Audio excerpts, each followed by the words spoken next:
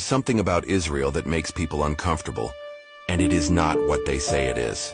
They will point to politics, settlements, borders, and wars. But if you scratch a little beneath the layer of anger, you will discover something deeper. Discomfort. Not with what Israel does, but with what Israel is. Writes the British editor. A country so small shouldn't be so strong. Period. Israel has no oil, no extraordinary natural resources, a population the size of a medium-sized American city.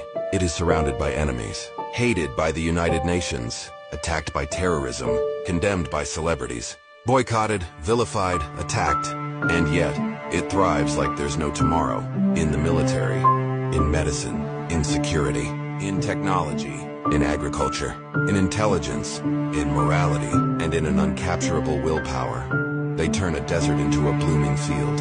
They produce water from the air. They intercept missiles in midair. They rescue hostages from under the noses of brutal regimes. They survive wars that were supposed to destroy them, and win. The world sees it and fails to understand. So they do what people do when they encounter power. They don't have the tools to understand.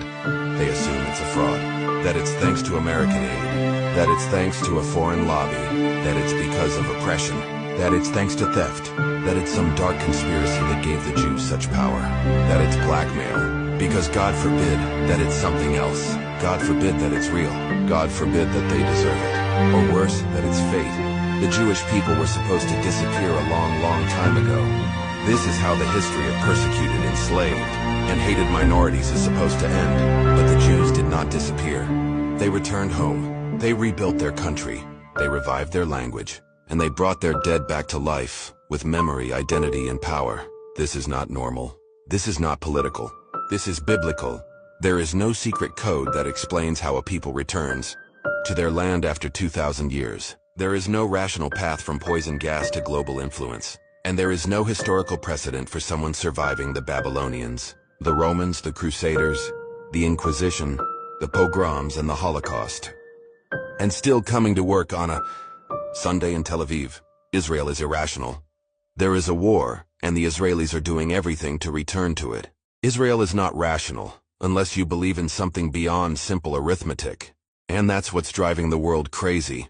Because if Israel is real, if this ancient, hated, impossible nation is truly chosen, protected and thriving, maybe God is not a legend. Maybe he's still part of the story. Maybe history isn't random. Maybe evil doesn't have the last word. Maybe the Jews are not just a people, but a testimony. And this is what people cannot bear. Because if they admit that Israel's survival is not just impressive, but divine, everything changes. The moral conscience must be readjusted. The assumptions about history, about power, about justice, collapse. They understand that they do not see the end of an empire here, but the beginning of something eternal. So they deny it, they slander it, and they are angry about it, because it is easier to call a miracle a fraud than to admit that God keeps his promises. Yes, he keeps them. Alistair Heath concludes the article and reveals the truth behind the hatred.